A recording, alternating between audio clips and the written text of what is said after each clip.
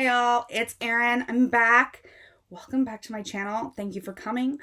Today's video is going to be a really easy one. It is the top 5 books that I've liked most this year so far, and then the top or the bottom 5 that I haven't enjoyed as much.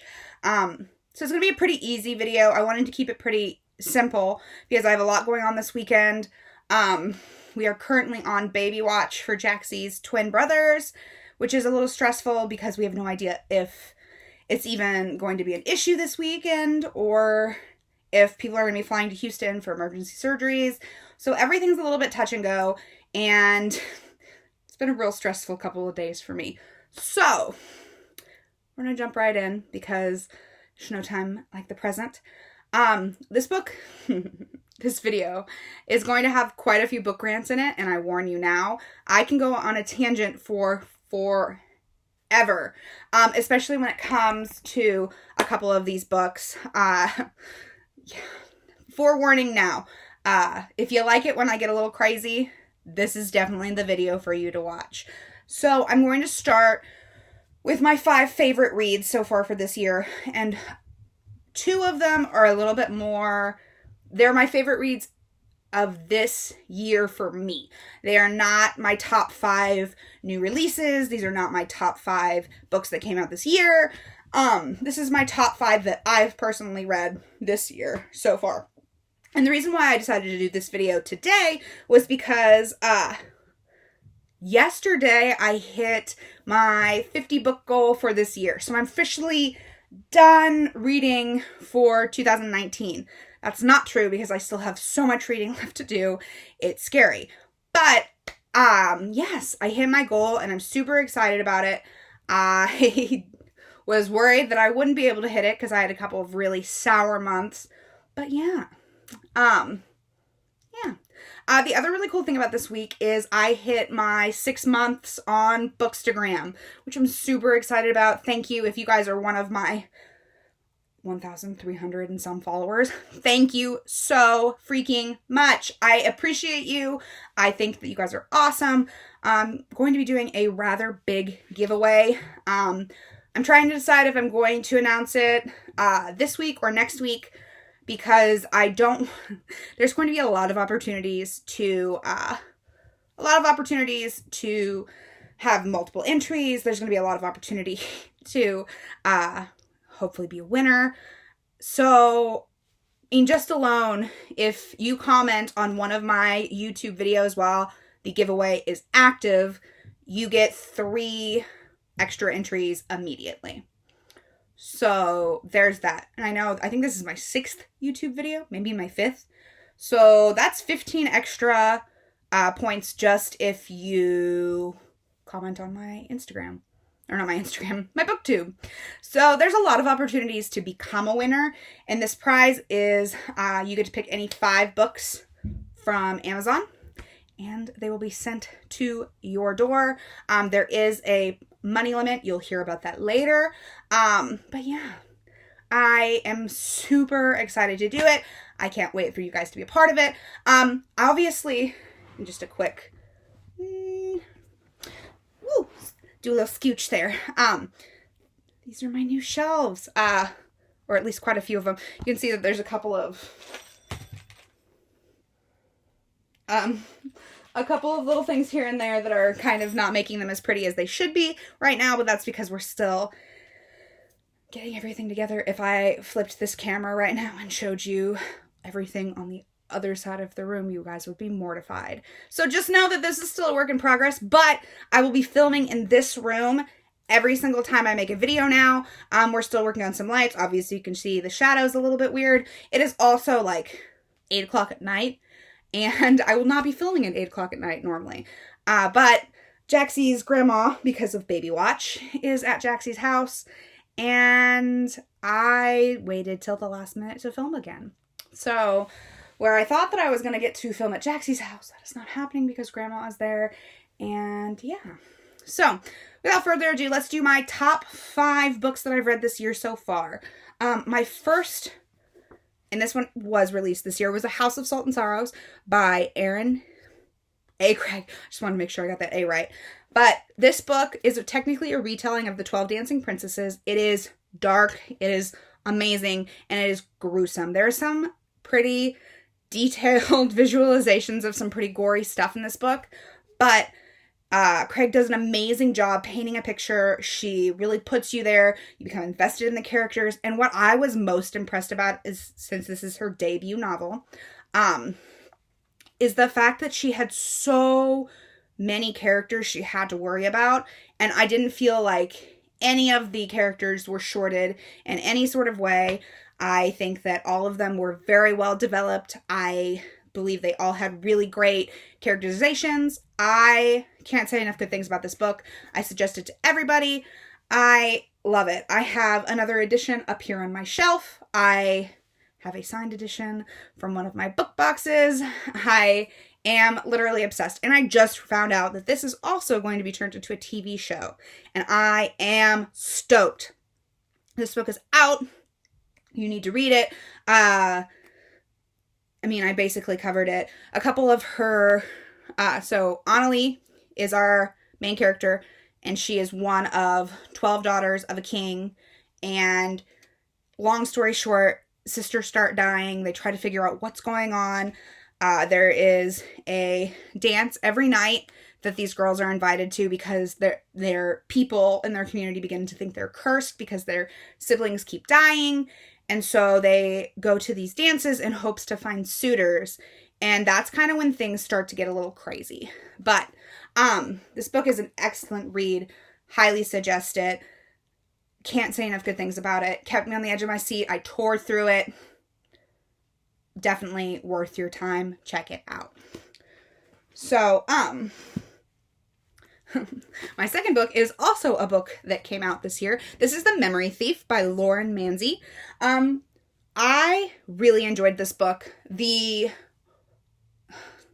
magic world is so unique in this world. Basically, you have normal people, you have people who can steal memories from other people and use them as currency, you have people who can transfer memories back and forth from other people.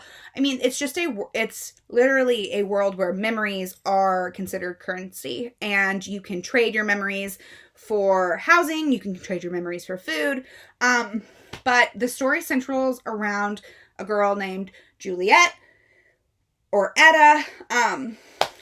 There is an issue with her mom. There is a corrupt leader.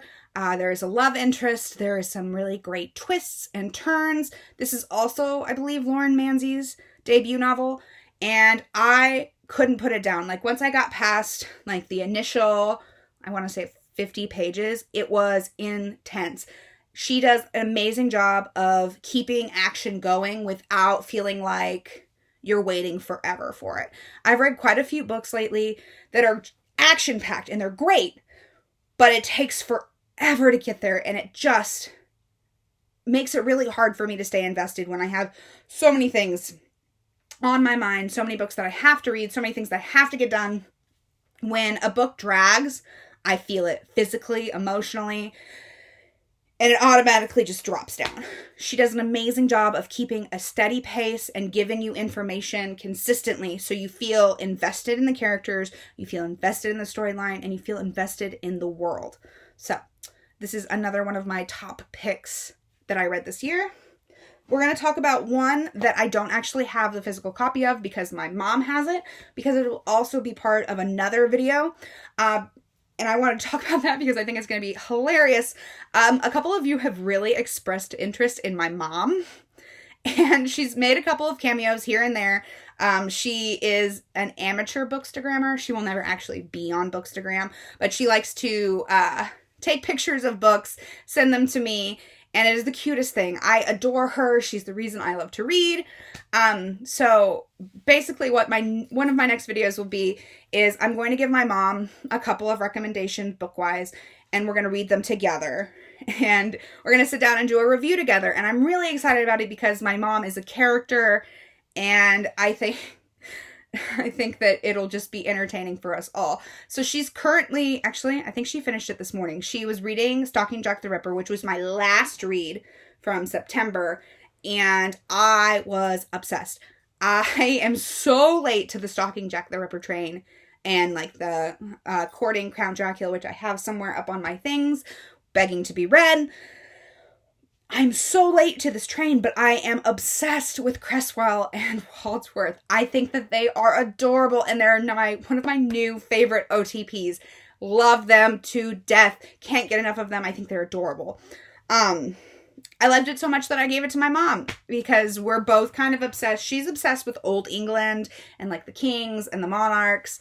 And so I felt like it might be up her alley. I mean, it's a little bit more fiction than like nonfiction, or like fictionalized nonfiction, I think is what she calls it. But we both think that we're both Ripper heads. We both think that Jack the Ripper is fascinating. And so this was an interesting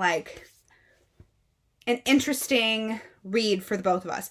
But my main point of why I loved stalking Jack the Ripper so much was, and I'm not going to say her last name right, but we're just going to call her Carrie, because I'm going to butcher her last name. I need to look at it. Man is Calco. We're just going to call her Carrie. Carrie does an amazing job of sticking so scarily close to the actual Jack the Ripper happenings. And as a Ripper head, that to me was so important. And I couldn't believe how, I mean, down to the names, I was just so excited. I mean, it's so easy to obtain that information and make it accurate, but I was so worried that she was going to go somewhere weird with it, and I was going to lose my brain, because I think Jack the Ripper is fascinating. Like, I'm a true crime fanatic, and I'm a supernatural fanatic. I believe in ghosts. I believe in it all. I fall asleep listening to, if you haven't watched them, they're hilarious. They're YouTube, they're BuzzFeed. Two BuzzFeed guys. They call themselves the Ghoul Brothers, I think. But it's called Unsolved True Crime or Unsolved Supernatural. But they are hilarious. I fall asleep to them every night. Ryan hates me for it. But they have an entire YouTube series of true crime videos or like supernatural stuff. And I'm obsessed with it. But back to the point, which is stalking Jack the Ripper was so beyond accurate to the storyline of what actually happened that I stood back and I just couldn't, I literally was blown away. And it made me love the book even more. Like, I loved Cresswell and Wadsworth so much. And even though I saw the end coming, which is something that happens here and there with me, I didn't care. I loved the book. It was so good. I don't have enough words to say how much I enjoyed that book. And I'm bummed that I don't have it to like hold up next to my head and talk about it. But Stalking Jack the Ripper was definitely one of my top 5 for this year so far. 4 is Sorcery of Thorns. And I know this one is also a new release for this year. This book, and it's funny because her other book is on my least favorite 5 for this year. But, Margaret Rogerson, I loved it. I loved the magic world. I loved Silas. I loved Nathaniel. I loved that, there's just, I loved that Elizabeth wasn't like a crazy important hero. Like, there was nothing insanely like out of the ordinary about her. I love that it happens in a library. It was one of those books that I read and I was like, holy cow, like, it was just a 10 for me. I thought the magic world was solid.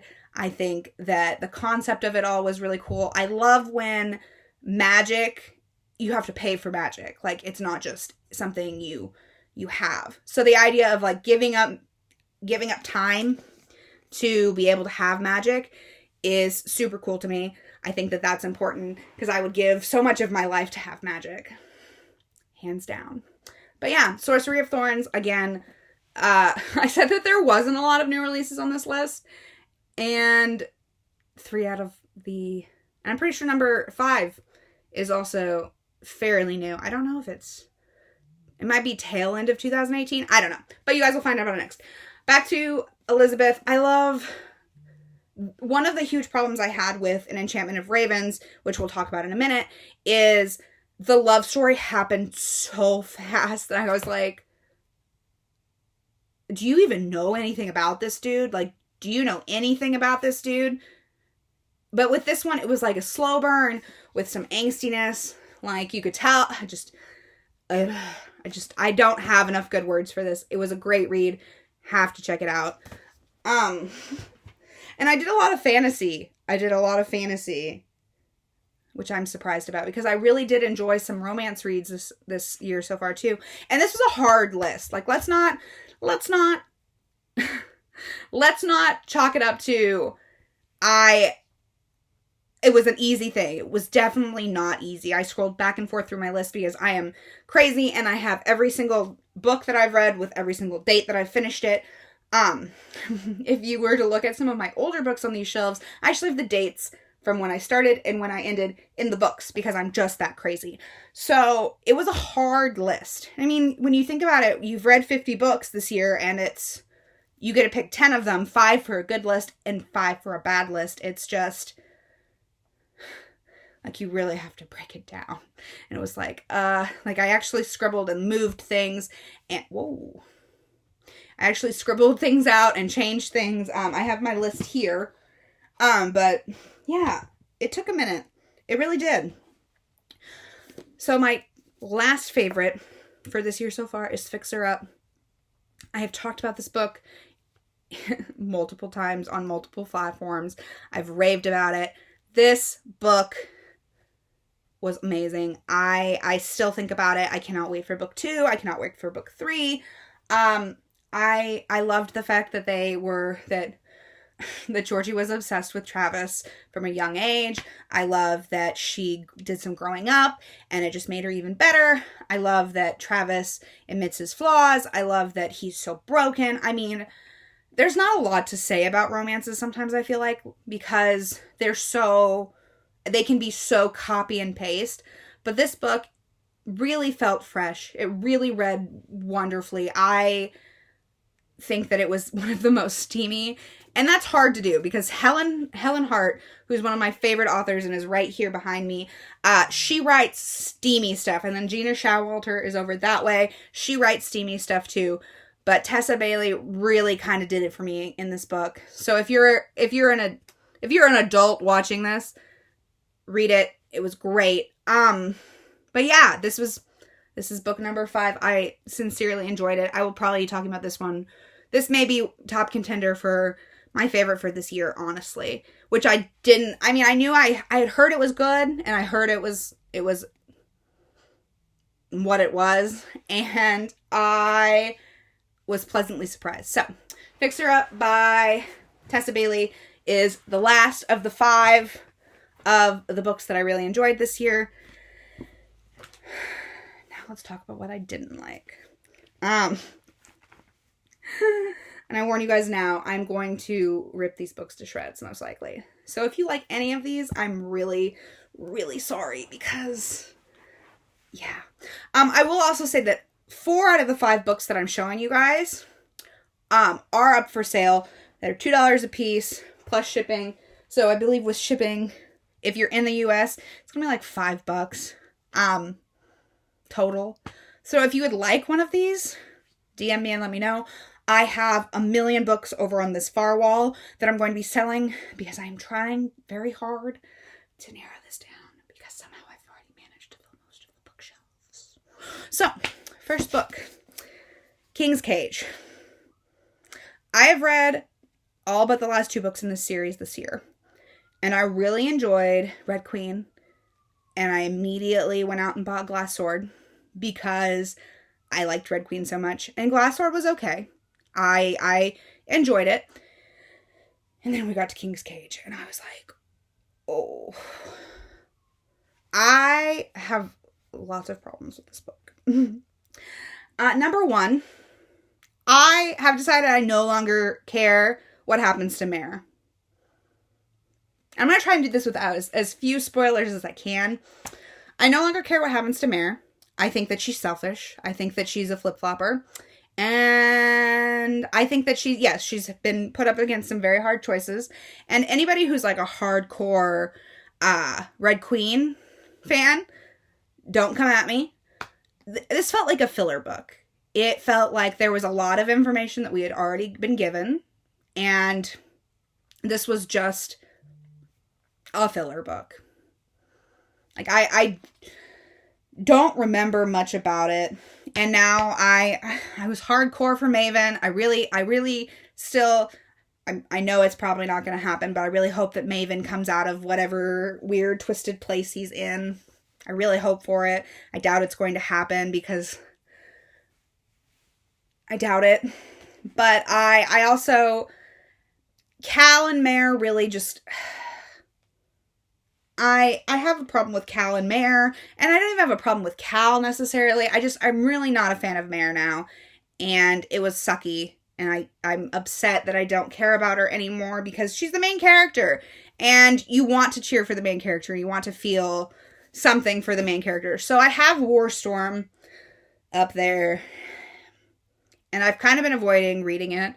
And I'll probably read it this year just to say that I finished the entire series. But I have very little interest in reading Broken Throne now. And maybe that'll change after I read Warstorm, because I've heard Warstorm is phenomenal. It really brings everything to a close nicely. So we'll see. But King's Cage really just felt like a filler book. I was not impressed with it. I could have done without it. Probably one of my friends' favorite books to hear me talk about is The Mister by E.L. James. Now, if you don't recognize E.L. James, she is the author of the 50 Shades of Grey series. And that used to be one of my favorite series when I was younger. But I think it was one of my favorite series when I was younger because I felt like a total BA reading it when I was younger. The Mister had so many issues, and I wanted to enjoy it so badly. And I couldn't. The beginning was okay. So it's about a man who is next in line after his brother dies for, not the throne, but for his estate and stuff. They're like mild royalty. And he falls in love with his housekeeper, who is running from traffickers who apparently... And she's not only running from human traffickers because she was trying to get away from her abusive soon-to-be husband, but now she's running away from sex traffickers because she got away from the sex traffickers. And there's a really awful scene where the sex traffickers find her, and he hasn't told her that he's rich or that I think he's a duke. I don't know. It says noble title on the back. He doesn't tell her that he's nobility and that he's rich. And he's just saved her life at this point, and she tries to storm out of the house because she's angry that he did not tell her that she is royalty, or he is some sort of royalty. And I, at that point, just had the biggest eye roll ever. He has literally saved you multiple times at this point. Like, hardcore spoiler. I should have said spoiler, but I don't think anybody's going to read this one, because if you haven't read my review about it on my blog, it will burn this book for you. But I hate calling books horrible. It was not great. I felt like the beginning was okay. It wasn't great. It wasn't horrible. But that plot point just didn't, it was just rough. So, The Mister is book 2. We're going to do this one. So, I just like these 3 books enough to count them as one book, because that's where we're at here. That's where we're at. So I'm just going to hold up The Wedding Date because it's the first book. I disliked these books for multiple reasons, but we're going to focus on the fact that the characters just had zero fiber. It seemed like I cared more about the side characters than the main character, and that alone says a lot about a book. When you just don't, I gave nothing for any of the main characters. And what's sad is I really thought I would enjoy book 2 because I loved Carlos, who's the main character of book 2, in book 1. And even though I liked Carlos, I didn't like his love interest. I felt like they were, all of the fighting was really petty. The heat scenes were not great. They fell so flat, and it was such a disappointment because they'd been talked up so heavily by people. and I couldn't get on board for it. So we're just going to count all 3 of these as a no-go for this. We're going to talk about one that I don't have a physical copy of. It was an ARC given to me, and I just recently read it, so you guys have probably heard about it recently. Is Ricochet by Catherine Burla. And I wanted so badly to like this book. So badly. I thought the concept was strong. I think multi-universes is cool. I thought the concept of having 4 different people, but one decision making a difference enough to like send your situation veering off in a different direction was fascinating. But when it's not a solidly written concept, it just falls to pieces. And what I really disliked about the book in total was the fact that you had 2 US Tatianas and 2 Russian Tatianas. Now, the Russian Tatianas were both in like troubling situations. Like, one of them was being hunted by her father. The other one was her father's like lab rat. And both of the scenarios that these Tatianas were put in made you feel like you were reading the book in the past. So I'm going to say like mid-90s. And it was rough because you're reading the US Tatis from today's day and age. Like, they're texting, they're calling, they have girlfriends. Well, one of them doesn't. The other one does. But yeah, it felt awkward because 2 of them were Russian and 2 of them were US, and the 2 US ones connected and the 2 Russian ones connected, and you're just kind of sitting there like, why is there no crossover betwixt the 2 sectioned off? Not only that, but the 2 Tatis in Russia and the 2 Tatianas in the US had very similar storylines that were, I mean, there was like 2 or 3 differences. Like, literally, the 2 US Tatianas, one had a girlfriend and not a sick dad. And the other one had no girlfriend and a sick dad. And I guess this US Tatiana, her dad had died from alcoholism. Spoiler alert. And so he wasn't hunting her. So this Tatiana really, I mean, this one didn't even need to be a part of the story besides the fact that she's having seizures and is a Tatiana.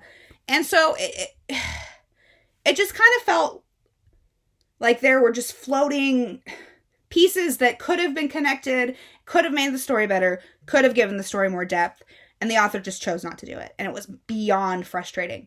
Not only that, but the ending, my people. I'm sorry if you're going to want to read this. The ending, the 2 Russian Tatianas die. They're gone. And so you're left with the 2 US Tatianas, and the sick Tatianas, the dad who's I'm obviously very upset about it. The Tatiana whose dad is sick, the dad dies. And so the completely normal Tatiana that has none of the life problems convinces the other Tati from the US to merge with her and give up her life so they can be one.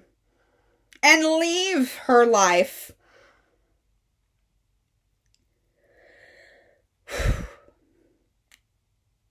And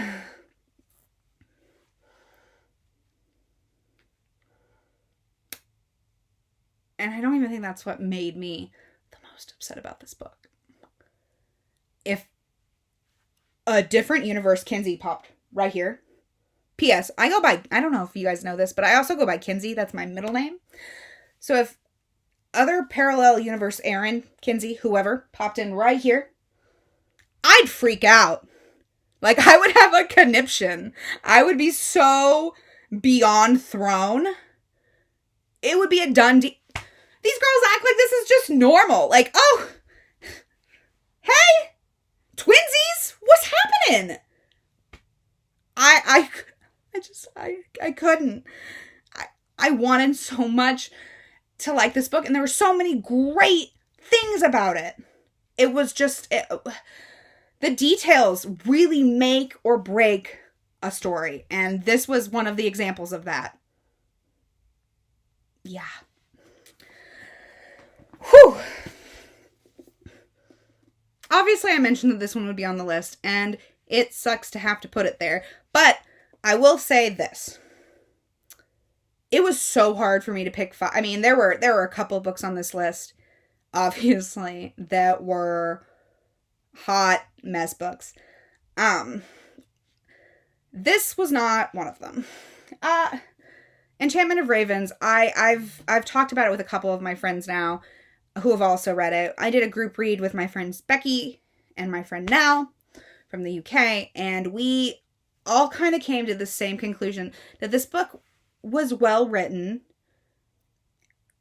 and it held water, but there were just some pieces of it that felt really rushed and felt like they weren't thought all the way through. And one of those big things for me was the romance aspect of it.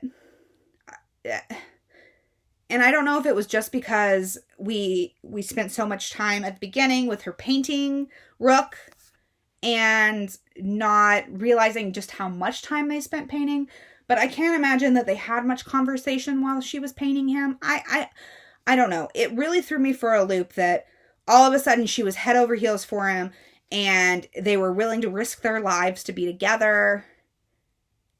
And it was just kind of mind-blowing. The other thing that I really kind of wish had been a little bit more polished was the magic system in this. It was kind of along the same lines of Sorcery of Thorns, where you pay in your blood and stuff, but there's tricky fae, and humans can craft. So if you have the ability to do art, that is something that the fae can't do. And I love that concept of humans being able to do something that the fae cannot. But what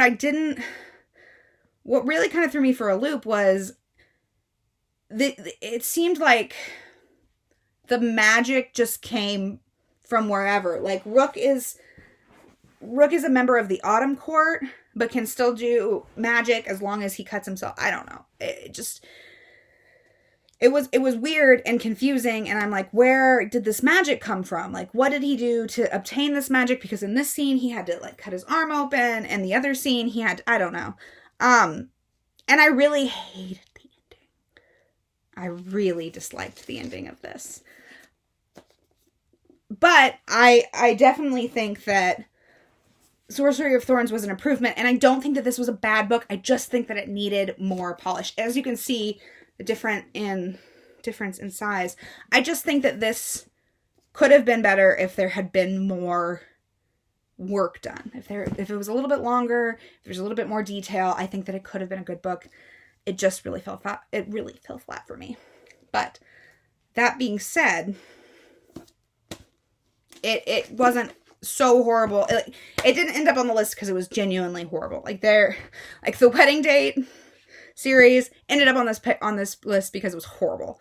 I feel like I didn't rant about this series that much, and there's a reason behind that. And if those of you who know the reason, sorry about that, because I'm sure you were here for it. And I really don't feel like I ranted on the Mister all that much, because I tore this book open on my blog. But man, I really need to talk about Ricochet, because But yeah, so those are my top 5 that I loved, my top 5 that I really didn't enjoy this year so far. I have so much happening over the course of the next few days that I'll probably be in and off Instagram here and there. You'll probably see me. I'll probably update. Probably not as much as I normally do, because I know I'm normally up doing things all the time. But we'll see. I'm sending good vibes to Jaxie and her family.